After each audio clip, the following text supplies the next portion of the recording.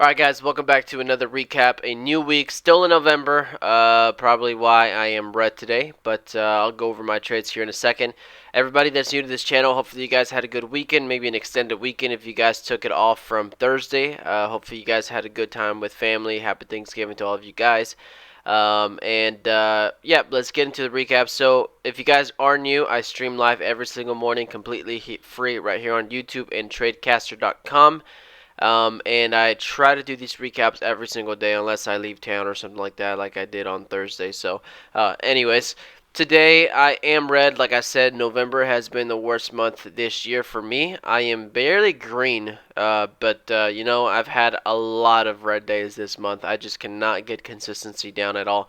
I was down. I don't know why it says green. Sometimes it messes up. I was never green today. I didn't go from green to straight up down 600. I didn't lose $800 on a trade. But I was down 400. I think I brought it down to negative 200. I did go up to a max loss of 500, 600 today. I brought it back down on 400, brought it down to 200, and decided to just go ahead and call it there. Again, I think I'm getting distracted, so let me go over the trades. I think I'm getting distracted with trying to figure out how to short, trying to figure out how to trade the large caps, trying to figure out how to play the small caps long, and therefore I'm missing a lot of opportunities. So I looked at this one, TBLA, and coming in, you know, I've had a rough November. I've had a rough month. Today's the start of a new week, and I know how to play the long side, right? I can make money in the long side. I'm consistent. I've done it all year long. And so when TBLA showed up, I was like, you know what? This has room to the 200 moving average. I think this one can go a little bit longer. And so my bias was long up to the 200 moving average, which was 332 is exactly what it's at. So 332 is what it shows it at. And that was like, you know what? I think this one's got room to that. But if we get that, we'll see if we break out of it or not. And I was trying to go long. I was trying to go long. When that right there, I told myself it's got room to the 200 moving average. That means I should have been shorting close to the 200 moving average on the stock, and that would have been that first minute open of market open. That thing spiked up within 5 pennies off the 200 moving average. I should have been hitting the short sell button. I should have been shorting. It was easy to borrow, so I was able to do it. But I am opening a shorting account so I can trade the other ones because it's very rare that I see easy to borrow. Anyway, so I missed that right there. I missed a short, and then it kind of reverses all the way down and then kind of starts setting up right here. Actually, let me go ahead and select my trades, and it popped up, and at this point I was like, you know what, I'm still short. We just rejected 200. Yeah, we sold off, but kind of climbing back up. I hit the short button. I shorted again, so I'm now in with 1,000 shares. And I've told myself 1,000 times, when I go shorting, I have to be patient. I have to let the trades play out. I have to let the trades breathe a little bit, and I have to let them work in my favor. This would have been a pretty good short. You know, I shorted there at 302 and shorted there at 305. I covered at $3. Who knows why? 5 cents of profit there on 1,000 shares, probably $20. And this thing ended up fading to 95, to 90, to 85, to 80. Maybe I could have seen this flat bottom here, so I could have taken some out. And then still, you know, to 80, to 75, to 70, to 65. That's about 40 cents for my entry that I could have been in profit. You know, 1,000 shares. Obviously, if I hold the whole thing, that's $400. But that's only 1,000 shares. 1,000 shares is not a lot for me. I did try reshorting this one. I noticed that bottom right here holding, and so I was like, I might short it here and see if I can get a quick crack of that support line. So kind of like this. But I didn't get in. It was only 500 shares, so I played it, stopped out, and I had my stop up here. So that one I respected. It was kind of a 1R, 1-to-1 R, and I missed out on that one, or I missed that trade there.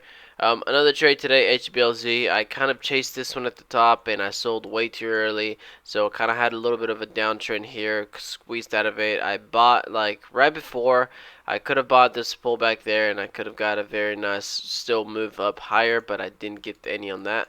So I let a little bit of profit there, and then obviously didn't set up for another trade. The next one was COSM. COSM, I don't even remember where I traded this one. Okay, so COMS, that's right. So I had the good entry on this one. Kind of starts grinding back up, puts in a nice leg, and then starts kind of pulling back, very low volume. I jump in here. I thought I nailed some of these trades here, and I think I put my stop right at VWAP or right under VWAP. Didn't let it breathe again. You know, And so it kind of was moving, and my stop was still there. I got stopped out, ended up pushing a little bit, pulled back a little bit, kind of did it again, pull back, rip, pull back, dip, and then finally puts in that nice leg, which, I wasn't in heavy, 2,500 shares here. So, even though I got stopped out, I could have made some here. Even though it wasn't going to be a lot, it still would have been a green trade, still would have been a solid trade. Fortunately, got out early. And then I again chased it, kind of retesting these pivots here. A small little micro dip pullback there, trying to get the next leg up. Again, sold too early, would have gotten a nice leg up.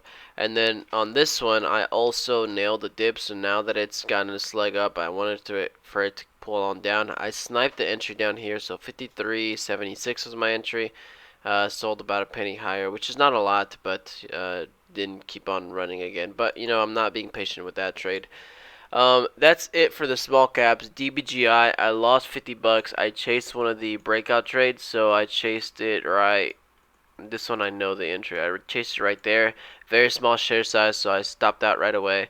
But this is one where I'm down 50 bucks on a stock that went up almost $3.50 the whole day. Um, Actually, I think I was trying to buy it down here and I let go of it, or I didn't buy it. Ended up holding there, put the next leg up. Missed all of these dips here. I just didn't think the stock was going to come back up and squeeze. I should have known higher lows, flat top bottom, this thing could break out. And then on this one, if I was to have looking short, I couldn't short. It's not easy to borrow, but I think finally breaking out of this pattern, gets stuff there, rejects, and then back down under this pivot. Maybe start shorting through here. Kind of stumbled, tried coming back up, but it is still falling down. And that right there in itself is like from here to there is $1, $2 move still. So that's great. But couldn't do that. Played the long side, lost on it, 50 bucks. And then Tesla. So Tesla, I think I started off red on Tesla today, and then I ended up getting myself green on it, and then I ended up going back red. And oh wait, no, I never got green on this one. I don't remember. I don't remember, but I think I was fully red actually. So I was red, I went big red, and then I went small red again. I was almost green because I was down to 40 bucks red. But anyways, I took some shorts on the front end thinking 185 was going to be the high today. So I shorted it here, stopped out there, and then didn't re-enter. So I missed that. I almost nailed the top, missed it by $1. Didn't re-short it again, so missed that. And then so there was a couple of plays where kind of, just negligence, scalping here and there. But I was down, and I ended up streaming, and I was down like 200 on the day on Tesla. And then this kind of move happened, and this kind of move right here happened at the same time when SPY dumped. And they both did that out of nowhere. A big surge of volume came in. SPY and Tesla both moved pretty aggressively. So that was right here when this candle, it's kind of like going sideways, sideways, and then out of nowhere, just boom, dips or just flushes, right? And that was right here. And for some reason, I was like, okay, maybe news came out, something happened, let's see what happens. And so this Tesla pulled back pretty aggressively here. And then on the pop back up, I added here, and then I added kind of off this pivot there, and I added pretty aggressive on this one. That's where I added probably 500-600 shares short to get that nice leg down, get the kind of like a little pullback here, and then boom, slam back down again. And this giant wick just ripped up so high, and that one right there just completely like destroyed me. I think I lost 300 or 400 bucks on that trade, and that's when this happened right here where it went boom. But I lost 300 on it, and I was down 200, or I lost almost 400. So I was down 200. I don't know where this spike came out of. So I was down 200, lost 400, so it went all the way back down to here. So I was now down 600 on the day, 500 in Tesla alone. So I shorted there and covered there, and then I was like, gotta focus, stay calm, find the next setup. I let all of this jumbo mess kind of go by, and then I had a pretty clean downtrend here, something like that. Yeah, that's the one. Something like that, kind of fake breakout there, but pivot there. I mean, touch there, and so when this started pulling out of here, on that micro pullback there, I added. And this one I added, not 600, 700 shares, but I was in 400, 500. And this trade alone, I was able to ride it up all the way up to 188 and was selling on the way up here. So that right there made me back like 300-400 bucks.